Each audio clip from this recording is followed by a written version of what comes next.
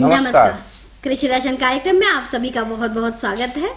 सबसे पहले दूरदर्शन परिवार की तरफ से शारदीय नवरात्र की आप सबको बहुत बहुत बधाई। जी क्या बात है दीप्ति जी, नवरात्र का तो बधाई दे दिए, साथ में हम लोग किसान भाइयों को शुभकामना दे कि बहुत अच्छा से इनका त्यौहार बीते।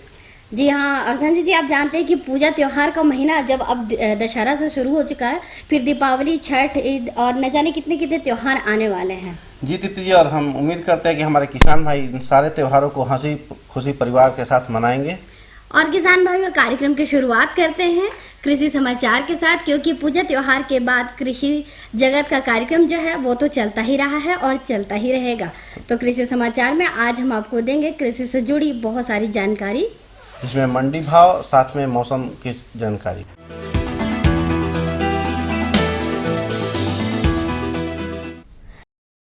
नमस्कार, कृषि समाचार में आपका स्वागत है। मैं हूं हिमांशु शेखर। आइए देखते हैं आज कृषि समाचार में क्या है खास। सिंचाई सुविधा की बेहतरी के लिए राज्य के जलाशयों की होगी मरम्मत।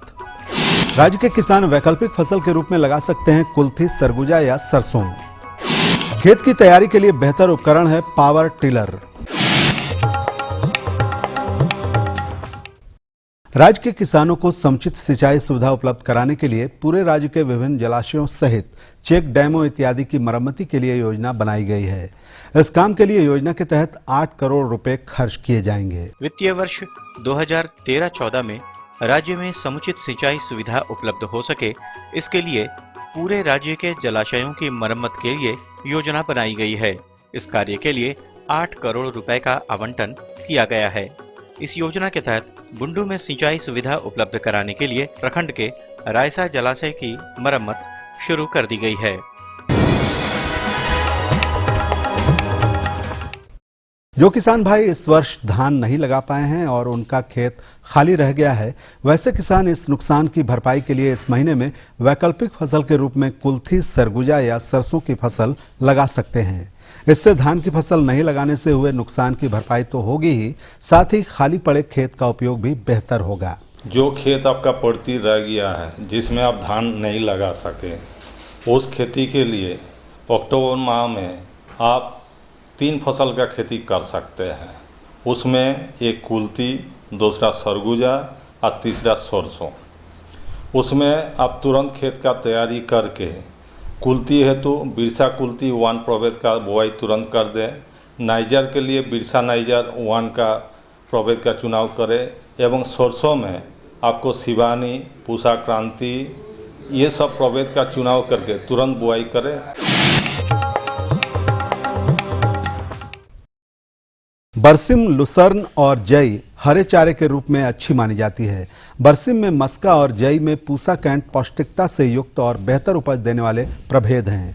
कृषक इसकी खेती कर अच्छा उत्पादन ले सकते हैं। पशुओं के लिए हरा चारा एक संतुलित आहार होता है, जिससे पशुओं का समुचित पोषण तो होता ही है, साथ ही पशु ज्यादा मात्रा में दूध देते हैं। बरसिम, लुसर्न और जई पशुओं के लिए अच्छा हरा चारा माने गए हैं। इन प्रभेदों को लगाकर किसान पौष्टिक और बेहतर चारा प्राप्त कर सकते हैं। अक्टूबर में आप मतलब बरसीम, लूसन, जई के लगा सकते हैं और पशुओं को हरा चारा उपलब्ध करा सकते हैं। जिस तरह से मतलब बरसीम के लिए आप मस्का भी एक मतलब जो जाती है उसको लगाएं, अच्छी उपज देता है। जिस किसान के पास पानी का साधन अच्छा हो वो बरसीम लगाएं। जई के लिए पूसा कैंट सबसे अच्छी मतलब जो है वैरायटी है, जाती है ये, और उसको आप लगाएं और पशुओं को हरा चारा दे करके संतुलित आहार के रूप में उनको मतलब जो है स्वस्थ रखें, दूध बढ़ाएं और पशुधन का विकास करें।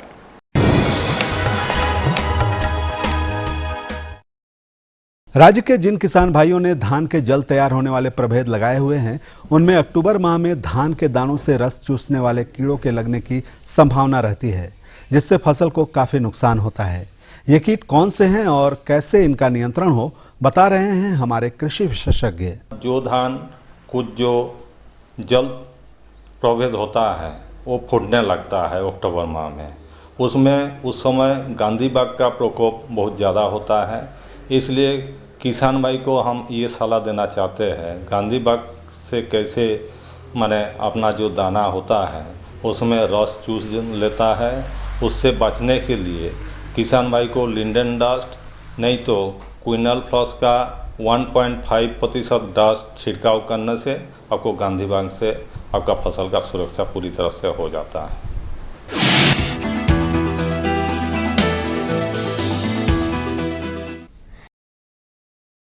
किसान भाई शीघ्र खेत की तैयारी करने के लिए पावर टिलर नामक कृषि उपकरण का इस्तेमाल कर सकते हैं।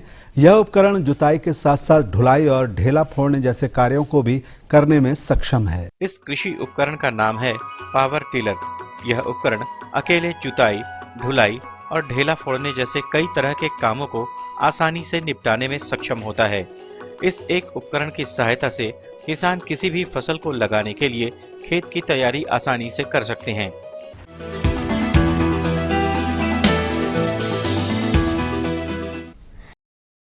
कृषि समाचार में अब बारी है एक सफल किसान से मिलने की। तो आइए चलते हैं किसान के पास और उन्हीं से जानते हैं उनके सफलता की कहानी। अपनी मेहनत और नई कृषि प्रणाली के दम पर यह शख्स अपने बेकार पड़े भूमि को भी खेती बाड़ी के लिए तैयार कर लिया है और आज बेहतर खेती कर रहे हैं। मुख्य रूप से सब्जियों की खेती करने वाले ये किसान अपने क्षेत्र में अच्छा उत्पादन लेने के लिए मशहूर हैं। हम धान, गेहूँ, मक्का, सरसों, अरहर और आलू, बैगन, ये सब का जो है मिर्चा, ये सब चीज़ का खेती करते हैं। हम खेती में ही शुरू संस्था से भी जुड़े थे और केवीके से जुड़े हुए हैं और हम ज़्यादातर खेती का ही कारोबार जो है सो करते हैं। हम बताना चाहते हैं कि खेती से बड़ा उद्योग किसी चीज़ में नहीं है। लोग यहाँ का जो है सो बाहर जो पलायन करते हैं वो मैं उनकी मैंने जो है सो समझे कि बहुत बड़ा हमारा राज्य और देश का क्षति है। यहाँ पर खेती में अपार संभावनाएँ हैं। और अब मंडी भाव में आइए नजर डालते हैं अनाजों के भाव पर। आज राज्य की प्रमुख खाद्यान्न मंडियों में अनाज अपने बढ़े हुए मूल्यों पर कायम है। इनमें कोई विशेष बदलाव दर्ज नहीं किया गया है। उधर सब्जी मंडियों में नए आलू, टमाटर और प्याज ऊंचे दामों पर बिकी। आने वाले समय में इनके मूल्यों में कमी की संभावना है। वहीं आज भी के कुछ प्रमुख अनाजों के भावों पर नजर डालें तो वे इस प्रकार रही। चावल उत्तम न्यूनतम 2200 रुपए से लेकर अधिकतम 2500 रुपए। गेहूँ न्यूनतम 1400 रुपए से लेकर अधिकतम 1700 रुपए। दाल अरहर न्यूनतम 6700 रुपए से लेकर अधिकतम 7200 रुपए। दाल मसूर न्यूनतम 4200 रुपए से लेकर अधिकतम 4700 रुपए। दाल चना न्यूनतम 5750 रुपए से लेकर अधिकतम 6200 रुपए। चीनी न्यूनतम 3500 रुपए से लेकर अधिकतम 3800 रुपए और आलू न्यूनतम 900 रुपए से लेकर अधिकतम 1100 रुपए प्रति क्विंटल रहा। और अब एक नजर राज्य के 5 प्रमुख शहरों के मौसम के मिजाज पर। आज राज्य के 5 प्रमुख शहरों के तापमान इस प्रकार दर्ज किए गए। रांची अधिकतम 29 डिग्री सेल्सियस और न्यूनतम 21 डिग्री सेल्सियस। देवघर अधिकतम 32 डिग्री सेल्सियस और न्यूनतम 24 डिग्री सेल्सियस। दुमका अधिकतम 35 डिग्री सेल्सियस और न्यूनतम 25 डिग्री सेल्सियस। गोड्डा अधिकतम 36.3 डिग्री सेल्सियस और न्यूनतम 25 डिग्री सेल्सियस। और हजारीबाग का तापमान अधिकतम 30 डिग्री सेल्सियस और न्यूनतम 22 डिग्री सेल्सियस रहा। कृषि समाचार में आज इतना ही। अगले दिन अगले अंक में फिर मुलाकात होगी कुछ ताजा तरीन खबरों के साथ। तब तक के लिए दीजिए इजाजत। नमस्कार, जोहार।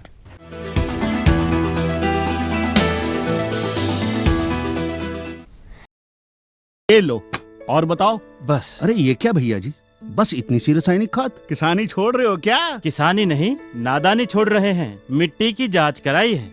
अब तो लालाजी जितनी जरूरत है उतने ही उर्वरक खेत में डालेंगे। हाँ, किसान भाई आज ही अपने जिले की नजदीकी भूमि परीक्षण प्रयोगशाला में मिट्टी की जांच जरूर करवाएं और मिट्टी में पोषक तत्व, नमी व पौधे के विकास को देखते हुए केवल जरूरत के अनुसार ही पोषक तत्व डालें। और हाँ, मिट्टी में गंधक, जस्ता, बोरोन जैसे सूक्ष्म पोषक तत्वों का पता लगाना भी न भूलें। उर्वरक और जैविक खाद के सही उपयोग से भूमि का उपजाऊपन बनाए रखें, उत्पादकता बढ़ाएं, खर्चा घटाएं और बहुमूल्य विदेशी मुद्रा बचाने में भी सहयोग दें। और हाँ, धीमी गति से नाइट्रोजन उपलब्ध कराने वाले उर्वरकों जैसे नीम लेपित यूरिया को प्राथमिकता दें और यूरिया का पत्तों पर छिड़काव करें। अरे वाह, तू तो सचमुच समझदार हो गया रे। अधिक जानकारी के लिए संपर्क करें जिला कृषि अधिकारी या किसान कॉल सेंटर। तो दीप्ति जी, अभी हमने किसान भाइयों के साथ जानकारी ली, मौसम की खबरें, खेती की, साथ ही मंडी भाव की। तो और क्या खास है आज के कार्यक्रम में? संजय जी, जैसे कि हम सब जानते हैं कि सब्जियों में आलू का राजा होता, आलू सब्जियों का राजा होता है और आलू के बिना किसी भी सब्जी का मज़ा बिल्कुल अधूरा रहता है। जी दीप्ति जी, तो लेकिन सबसे बड़ी बात है कि बहुत मौके पे हमने अपने आलू की बात की है, क्योंकि उसका रोपनी का जो रुपाई का समय है वो अभी एकदम चल रहा है। बिल्कुल, और हम सब जानते हैं कि आलू से हमें कार्बोहाइड्रेट मिलता है जो कि हमारे शरीर के लिए बेहद ज़रूरी होता है।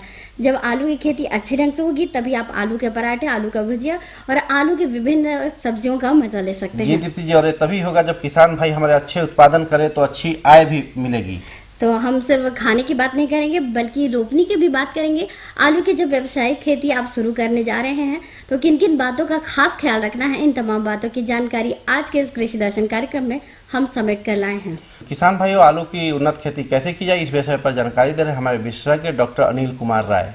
आज कृषि दर्शन की टीम कृषि विज्ञान केंद्र सुजानी में है, सुजानी देवघर में है और हमें जानकारी देंगे यहीं के एक वैज्ञानिक श्री अनिल कुमार राय जी। आइए सबसे पहले इनका स्वागत करते हैं। अनिल जी, आपका हमारे कार्यक्रम में बहुत बहुत स्वागत है। जोहार। आलू की खेती के लिए सबसे पहले हमारे किसान भाई खेत की तैयारी कैसे करें? पहले हमारे किसान भाई आलू की खेत के लिए खेत को 2-3 बार जोतना चाहिए और जोतने के लिए किसान हमारे क्या करते हैं कि उसको पहले ही कल्टीवेटर लगा के जोतना शुरू कर देते हैं। तो पहले उसकी जो है सफाई कर लेना चाहिए खेत की, जहां आलू उनको लगाना है। और आलू लगाने के लिए आप देखे होंगे कि जो हम लोग हरियाणा, उत्तर प्रदेश में देखते हैं कि उसके लिए खेत खाली छोड़ देते हैं और उसकी जुताई करते रहते हैं, क्योंकि जो आप अगर धान लगाते हैं तो उसमें तरह तरह की जो है बीमारियां रहती हैं और जब उसकी जुताई करते हैं तो वो बीमारी हमारे आलू को नुकसान कर देती है। तो खेत तैयार करते समय जिसको कि आप देखते हैं और सुनते भी होंगे कि हमारे किसान भाई जो उसको खाली छोड़ते हैं, जिसको पलिहर बोला जाता है। पलिहर मीन्स कि उसको केवल हमको आलू ही लेना है, जबकि वो धान से ज़्यादा प्रॉफिट देता है। लेकिन हमारे किसान भाई के दिमाग में बात नहीं बैठती है, जब वो धान काटेंगे तभी आलू लगाएंगे। लेकिन आप और जगह देखें तो उसके लिए पलिहर छोड़ के और खेत को जब जुताई करते हैं तो जुताई करने के बाद 4-5 बार उसकी जुताई करके, जिससे कि धूप लगती है, धूप लगने के बाद उसके कीड़े मकोड़े मर जाते हैं और जब मर जाते हैं तो उसमें जो है फिर आप चूना दे दीजिए। चूना देते हैं इसलिए देते हैं कि हमारे यहाँ की आप जानते हैं कि पूरे संथाल परगना की मिट्टी जो है अम्लीय है, तो अम्लीय में जो है उसमें कीड़ा ज़्यादा लगता है, तो उसको छारी बनाना पड़ता है कोई भी सब्जी लेने के लिए। और उसको फिर जुताई कर देते हैं और जुताई करने के बाद उसमें 200 से 300 कुंटल आप गोबर की सड़ी हुई खाद डाल दीजिए। लेकिन किसान भाई लोग गाय कम रखते हैं, तो आजकल आप जानते हैं कि केचुआ की खाद आ गई है, जिसको कि जो है गवर्नमेंट 6 रुपया से लेके हम लोग उसमें जो है आप 50 से 60 बैग डाल दीजिए और डाल देने के बाद फिर उसको जुतवा दीजिए। जुतवा देने के बाद फिर आप जो है डीएपी और पोटाश आप डालते ही हैं, तो उसमें जो है आप पोटाश और डीएपी की पूरी मात्रा और यूरिया की जो है 3 बार उपनिवेशन करना पड़ता है, उसकी आधी मात्रा डालते हैं बेसल डेसी में खेत तैयारी करते समय, और यूरिया का आधी मात्रा रख लेते हैं। जब बीज हमारा तैयार होने लगता है, माने पौधा जब निकल जाता है तो जो 15 से 20 दिन का हो जाता है, उसके बाद एक बार उपनिवेशन करते हैं।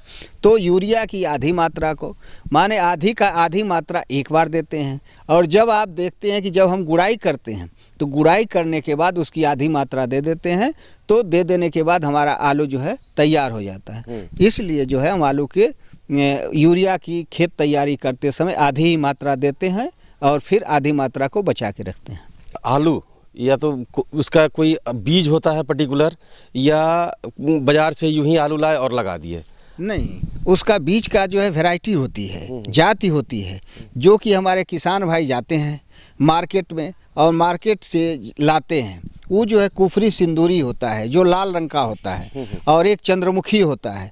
तो उसको जो लेते हैं कोल्ड स्टोरेज से और मार्केट से लाते हैं, तो उसको बोराबंदी नहीं करके रखना चाहिए। उसको ले आके घर पर किसी छाये में ठंडा जगह पर रख देना चाहिए।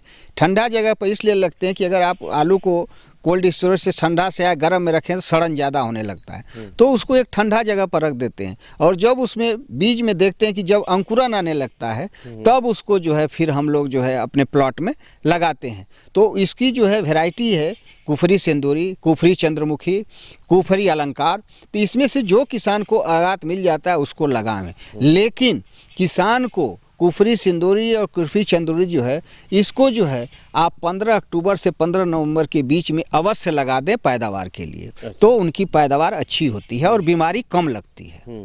अनिल जी, अब बताइए हमारे किसान भाइयों को, जब ये किस्म लगाएं हमारे किसान भाई, तो कौन कौन सा उर्वरकों का प्रयोग करें लगाते समय? हाँ, लगाते समय जो है वो NPK का करते ही हैं। तो NPK 12-32-16 जो होता है कि इसमें नाइट्रोजन, फास्फोरस, पोटास तीनों पाया जाता है। लेकिन हमारे किसान भाई DAP करते हैं, तो DAP में डाई अमोनियम फास्फेट होता है जिसमें कि पोटास नहीं होता। तो पोटास हमको अलग से लेके डालना पड़ता है। तो इसमें जो है वो DAP का ही अगर करते हैं तो पोटास अवश्य डालें, क्योंकि पोटास नहीं डालने से उसकी पैदावार में भी कमी आती है। क्योंकि आप जानते हैं कि आलू को जो है वो जितना चिकना होता है उसका मार्केट अच्छा होता है और साइज सुडौल होता है, और पोटास देने से उसके अंदर जो दीमक लगता है वो भी कम लगता है, तो किसान का पैदावार अच्छा हो जाता है। अब जब हमारे किसान भाई जब आलू लगा दिए तो कितने दिनों के बाद उस पर मिट्टी चढ़ाएंगे, और मिट्टी चढ़ाते समय कोई उर्वरकों का प्रयोग करेंगे क्या? ऐसा है ना कि उसको जो है जब मिट्टी का प्रयोग मिट्टी चढ़ाते हैं तो किसान भाई जो आधी यूरिया हमने अभी आपको बताया खेत तैयारी करते समय, तो जो आधी यूरिया बच गया, नाइट्रोजन जो बच गया, उसका एक भाग आधे का उस मिट्टी का जो नाली बनाते हैं जिसको कूड़ बोलते हैं, उस जो है उसके मात्रा से दे के और गुड़ाई करके उसको मिट्टी चढ़ा दें। और मिट्टी चढ़ाने का जो परिपक्व समय है वो जब अंकुरन आ जाता है उसके बाद एक बार हल्का पानी पटा दें, जिससे कि पूरा जो दबा हुआ है वो भी जो है पौधा हमारा निकल जाए। और जब पूरा देखें कि खेत हमारा एक समुचित निकल गया है, उस समय जो है 15 से 20 दिन के अंदर में उस पर मिट्टी चढ़ा दें। और मिट्टी चढ़ा देने के बाद फिर उसमें हल्का पानी दे दें। और आप जानते हैं कि उसके बाद उसमें जो है जब दूसरा पानी देते हैं तो दूसरा पानी जो है हमको 15 से 20 दिन के बाद देना चाहिए, और तीसरा जो है आपको 20 से 25 दिन के बाद। और तीसरा पानी जब देते हैं तो हमारे किसान आलू पर मिट्टी एक ही बार चढ़ाते हैं, जिसका नतीजन होता है कि उसमें पैदावार थोड़ा कम होता है। लेकिन आलू पर अगर 2 बार हल्का उसका मिट्टी चढ़ा देते हैं तो हमारा किसान सीधे जो है आलू का 1.5 से दुगुना फ़ायदा उसको मिलता है। अब हम लोग करवा रहे हैं और किसान उस पर अब जागरूक हो गया है कि अब उसको 2 बार मिट्टी चढ़ा रहा है और तीसरे बार में फिर उसको हल्का यूरिया दे के पानी पटा दे रहा है, जिससे कि पैदावार उनकी में कोई कमी नहीं आ रही है। अगर किसान इस तरह से कर रहे हैं तो उनको 200 से 250 कुंटल प्रति हेक्टेयर के हिसाब से आलू का पैदावार हो रहा है। और आलू आप जान रहे हैं कि कितना महंगा हो रहा है, और किसान हर चीज़ में आलू खाता है, क्योंकि जो अभी हमारे स्थिति है वो जो है आलू एक सब सस्ता है पहले बनस्पत दूसरे सब्जियों से। तो आलू जो है एक स्टार्च भी हमारा है और शरीर के लिए भी बेनिफिट है। तो आलू का हम लोग प्रयोग कर लेते हैं और पैदावार कर लेते हैं, जिससे किसान को हमारा जो है चावल के साथ उसको भी सब्जी बना के खा लेता है। अब हमारे किसान भाइयों को बताएं कि आलू में कौन कौन से रोग और व्याधि लगते हैं और कौन कौन से कीड़े वगैरह लगते हैं जो आलू के फसल को हानि पहुंचाते हैं। आलू में बीमारी तभी लगती है कि जब आपका जो है जाड़ा ज़्यादा होता है, और जाड़ा ज़्यादा आने और कुहेसा ज़्यादा पड़ने लगता है, उस समय आलू में मोज़ेक रोग लगने लगता है। मोज़ेक उसको बोलते हैं कि आप देखते हैं कि पूरी पत्ती सिकुड़ जाती है, और सिकुड़ जाने के बाद उसमें जो है बीमारी लग जाती है। तो इसके लिए जो है आप देखते होंगे कि साउथ में आप चले जाएं तो वहाँ जब आप देखेंगे कि आलू के चारों कोने पर नीम का पत्ता रख देता है और उसको जो है आग लगा देता है, और लगा देने के बाद जो कुहेसा पड़ता है, जो मोज़ेक बीमारी है, वो ऑटोमेटिक जो है उसके फुहारा से धुआं से उड़ जाता है। और अगर किसान भाई इसको हमारा पहले कर लेते हैं तो उनको कोई भी बाहरी दवा देने की ज़रूरत नहीं पड़ती है। अम्मा खाना दे दो ना। सबर कर गोलू, अभी दाल नहीं गली है। तू फिक्र ना कर गोलू की अम्मा, अब की बार अपनी दाल खूब गलेगी। क्या मतलब जी? अब की बार NFSM के तहत दाल की पैदावार को बढ़ाने के तरीकों को दिखाने के लिए देश में 1000 क्षेत्र चुने गए हैं, जिसमें हमारा इलाका भी आ गया है। पर इससे हमें क्या फायदा? हमें 5 एकड़ खेती के लिए खाद और कीटनाशक के अलावा बढ़िया बीजों की एक मिनी किट भी मिलेगी। इतनी दाल का करेंगे क्या जी? अरे भगवान, सरकार ने दलहन का समर्थन मूल्य भी खूब बढ़ा दिया है और इनकी खरीद का भी पूरा इंतजाम कर लिया है। इससे आमदनी बढ़ेगी और और फिर हमारा गोलू अच्छे स्कूल में जाकर के कृषि वैज्ञानिक बनेगा। हाँ संजय जी, आप सब जानते हैं कि फूल है ना, वो बच्चे बड़े बुजुर्ग हर उम्र के लोगों को पसंद होता है। जी दीप्ति जी, और ख़ास करके आजकल शादी ब्याह के मौके पे या डेकोरेशन का बहुत ज़्यादा हो गया है, उसका मांग बहुत बढ़ गया है फूल का। बिल्कुल, और जीवन की शुरुआत हो या फिर जीवन का अंत हो, फूलों से ही हम स्वागत भी करते हैं और विदाई भी करते हैं। दीप्ति जी, अंत का बात तो हम लोग नहीं करेंगे, क्योंकि अभी किसान भाइयों के जीवन में या हमारे जीवन में खुशी की बात होगी, और तभी होगी जब फूल उनका खुशी का प्रतीक हो। बिल्कुल, और खुशी का प्रतीक तभी हमारे सामने आ सकता है जब आप फूलों की व्यावसायिक खेती सही ढंग से करें। किसान भाइयों, फूलों की मांग बहुत ज़्यादा बढ़ गई है, और यह तभी और आपको और ज़्यादा मुनाफा दे सकता है अगर आप इसकी व्यावसायिक खेती कर पाए। किसान भाइयों, आप सब जानते हैं कि व्यावसायिक खेती के लिए गेंदा, गुलाब, जरबेरा, ग्लैडियोलस, इस तरह के बहुत सारे फूल हैं जो कि आप व्यावसायिक तौर पर इंपोर्ट कर सकते हैं, यानी कि उसका आयात निर्यात अच्छे ढंग से कर सकते हैं। और इसकी चूंकि शहरों में मांग भी बहुत ज़्यादा बढ़ गई है किसान भाइयों, तो अगर आप इसकी व्यावसायिक खेती करेंगे तो आपको निश्चित ही ज़्यादा से ज़्यादा मुनाफा प्राप्त होगा। तो आइए नज़दीक से जानकारी लें कि इस तरह से आप फूलों की व्यावसायिक खेती कर सकते हैं, इससे जुड़ सकते हैं और पा सकते हैं ढेर सारा लाभ। और जानकारी दे रहे हैं हमारे विशेषज्ञ डॉक्टर अनिल कुमार राय। किसान भाइयों नमस्कार, कृषि दर्शन के इस कार्यक्रम में आपका स्वागत है। किसान भाइयों, कृषि दर्शन की टीम आज कृषि विज्ञान केंद्र सुजानी देवघर आई हुई है, जहां आज हम बात करेंगे फूलों की व्यावसायिक खेती के बारे में। इस विषय पर जानकारी देने के लिए आज हमारे साथ हैं श्री अनिल कुमार राय जी। आइए इनका स्वागत करते हैं। अनिल जी, आपका हमारे इस कार्यक्रम में स्वागत है। जोहार जोहार। अनिल जी, हम आपसे यहाँ जानना चाहेंगे कि यहाँ के किसान, जहाँ की बाबा नगरी है, यहाँ फूलों की बहुत आवश्यकता पड़ती है, तो यहाँ के किसानों के लिए फूलों की व्यावसायिक खेती करने के लिए किन किन बातों पर ध्यान देना चाहिए और कहाँ तक उनके लिए उपयुक्त है, इसके बारे में आप हमारे किसान भाइयों को बताएं। देखिए, आपका कहना तो बाबा नगरी है, बाबा बैद्यनाथ यहाँ पर उपस्थित हैं, और इन्हें यहाँ पर जो है बहुत सारे किसान, मल्हारा एक गांव है, और एक आपका जो है उसी के बाद सारवा में एक गोविंदपुर है, और आपका यहाँ पर पंदरबेहरा है। ये सब किसानों जो है, हम पिछले बार से ही उनको गेंदा की खेती करवा रहे हैं। और किसान जब गेंदा की खेती करता है तो उसमें ज़्यादा उसको मेहनत भी नहीं है। और गेंदा की खेती जो है 2-3 वैरायटी लाए थे, एक एयर ड्रम लाए थे, एक जुबली गेंदा। जुबली माने छोटा होता है, लेकिन उसमें जो है ब्रांचेज बहुत होता है, तो फ्लावरिंग ज़्यादा होता है। तो वो गेंदा के लिए जो है ज़्यादा आपको जो मेहनत भी किसान को नहीं करना पड़ता है। अगर उनके पास गोबर की सड़ी खाद हो तो 1 एकड़ में अगर लगा देते हैं, अगर 1 एकड़ में लगा देते हैं तो उसको बढ़िया से जुताई कर दें।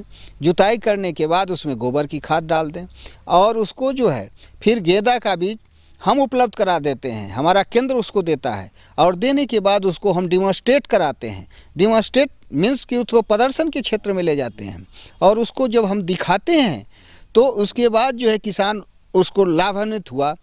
अभी हमने उस किसान को पिछले साल करवाया था, तो एक किसान जो है उससे 25 से 30 हज़ार रुपया 1 एकड़ में कमाया था।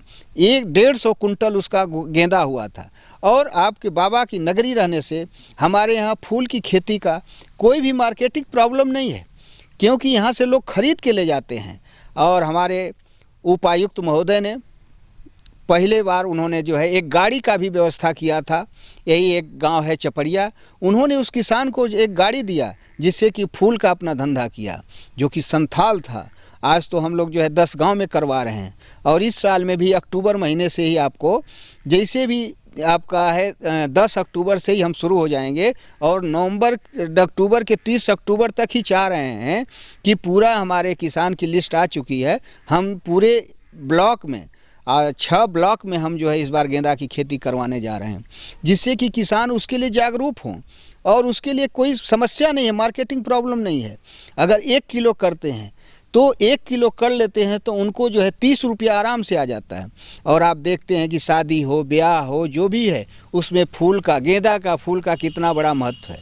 अगर दूसरे को करते हैं तो कुछ उसमें दिक्कत होती है, और बालसम जैसे है उसका उतना नहीं है। और बाबा की नगरी में गेंदा के फूल का, या पूरे आप देखिए कि हर जगह देखिए कि शादी का मंडप हो, आपका कोई भी फंक्शन हो, उसमें गेंदा का माला बनता है। और एक माला बनाता है तो हमारे का जो है कारा में, माने जो जेल में रह रहे हैं, वो हमारे कैदी जो सजाए हफ्ता हैं, उनको हम लोग ट्रेनिंग दिए थे। और वो जो है माला का बना के अपना जो है धंधा कर रहे हैं। हमारे उपायुक्त महोदय का था कि ये भी अपना कुछ धंधा करें, तो कुछ कर रहे हैं जिससे कि उनको उपलब्ध कराया जा रहा है, उससे वो कर रहे हैं। अनिल जी, हम आपसे यहाँ जानना चाहें कि हमारे किसान जो फूलों की व्यवसायिक खेती करेंगे उनके लिए अच्छी पैदावार के लिए किन किन बातों पर ध्यान देंगे? देखिए, सबसे ये है कि किसान हमारे जो है गेंदा की जो खेती करते हैं उसको ब्रॉडकास्ट नहीं करें, उसको लाइनिंग में लगावें। और लाइन की एक लाइन से दूसरे की दूरी जो है 8 से 10 सेंटीमीटर हो, और लाइन से लाइन की दूरी, पौधे से पौधे की दूरी भी 10 से 15 सेंटीमीटर, क्योंकि जितना दूरी रहेगी उसका ब्रांच ज़्यादा होगा तो किसान को पैदावार ज़्यादा मिलेगा। तो उसको जो कुड़ाई करते हैं तो गेंदा की जो है हल्की गुड़ाई भी कर देते हैं और जाने की भी सुविधा रहती है, तो उसकी गुड़ाई कर देना चाहिए। फिर इसके बाद सिंचाई प्रबंधन है, तो उसमें एक नाला बनाते हैं बीच से, कि जिससे कि जो है, और क्यारी जो है हमारी 10 बाई 10 का रहे, 15 बाई 15 का रहे, कि छोटी छोटी क्यारी को हमारे सिंचाई करने में भी कोई असुविधा नहीं होती है। तो किसान को चाहिए कि उसका खरपतवार भी निकालते रहें पैदावार लेने के लिए, और बीच में जो है उसकी जैसे फूल की तोड़ाई करते हैं उसके तुरंत बाद सिंचाई कर देना चाहिए, क्योंकि जब किसी कली को तोड़ा जाता है तो उसके जो है पानी दे देने से उसमें फिर जो है नमी आ जाता है और फिर जो सिकुड़न होता है समाप्त हो जाता है और नया फूल उसमें जो है केंद्रित हो जाता है। तो और जब उसमें देते हैं तो आप जानते ही हैं कि एक चीज़ जब हम तोड़ लेते हैं तो थोड़ा सा उसको हरियाली लाने के लिए नाइट्रोजन का उपनिवेशन कर देते हैं। तो नाइट्रोजन की जगह जो है आप यूरिया हल्का जो है उसको पानी में कर लें। 1 किलो यूरिया को जो है आप जो है 12-15 लीटर पानी में डाल के पूरा भी कर लीजिए, घोल लीजिए, और फिर स्प्रेयर मशीन से उसको स्प्रे कर दीजिए, जिससे कि हमारी पैदावार में कोई भी फ़र्क नहीं पड़े। और सब टाइम टू टाइम उसकी देखभाल करते रहना चाहिए, सिंचाई करते रहना चाहिए। 15 दिन के आसपास उसकी सिंचाई अवश्य कर देना चाहिए, क्योंकि अगर सिंचाई नहीं करेंगे तो उसका पौधा जो है नमी नहीं लेगा, नमी नहीं लेगा तो उसमें फ्लावरिंग नहीं होगी, फ्लावरिंग नहीं होगा तो आपका प्रोडक्शन नहीं मिलेगा, प्रोडक्शन नहीं होगा तो आपको मार्केट नहीं मिलेगा। इसलिए समय पर उसका सारी चीज़ की सावधानी बरतना किसान भाइयों के लिए बहुत ही ज़रूरी है। ये मेरी उनकी सलाह है कि वो बीच बीच में उसको केयर करते रहें, देखभाल करते रहें, जिसके उनके पैदावार में कोई भी परेशानी नहीं हो। अनिल जी, यहाँ हम आपसे जानना चाहें कि हमारे किसान भाई जो गेंदा के व्यावसायिक खेती करते हैं तो वो खेती के दौरान देखते हैं कि जो हमारे सिंचाई के दौरान ही देखते हैं कि हमारे गेंदे के जो पौधा है वो सूख जाते हैं, तो ये क्या एक रोग है, और इसका रोग है तो किस प्रकार इसका निदान है? देखिए, ये बहुत अच्छी बात आपकी है। किसान भाइयों को इस बात को जानना चाहिए कि जो गेंदा का बीज लाते हैं उसको जो उपचारित नहीं करते हैं, और एक आध बीज जो है पुराना रह जाता है, जो सड़ा हुआ रह जाता है, और उसकी वजह से जो है वो जो है सूखने लगता है। तो उसको जो है हमको जब पोटरी बनाते हैं, जब उसको जो है बीज उपचार करते हैं तो उसको जो है किसी से छान लेना चाहिए, और छान लेने के बाद जो उसका कण होता है वो नीचे गिर जाता है। अगर बाई दिवे रह गया तो उसको जब हम लगा लेते हैं और जब देखते हैं कि हमारे प्लॉट में हो गया है तो उसको जड़ से ही उखाड़ देना चाहिए, जिससे कि दूसरे पौधे को बर्बाद नहीं करते हैं। लेकिन अगर उसको नहीं उखाड़ते हैं तो आप मेटासिस्टाक ले लीजिए और उसके ऊपर जो है हल्का 12 लीटर पानी में 2 ग्राम डाल के उसको जो है स्प्रे कर दीजिए। तो जो लगा है और नहीं लगा है वो लगेगा भी नहीं, और जो लग गया वहीं पर आप उसका किसान का खेत में वो रुक जाएगा, जिससे कि उनकी पैदावार में कोई फ़र्क नहीं पड़ेगा। और अगर ये करता है तो उसको आप उखाड़ दीजिए। आज के इस कार्यक्रम में फिलहाल लेते हैं आप सबसे इजाज़त, दीजिए इजाज़त, नमस्कार।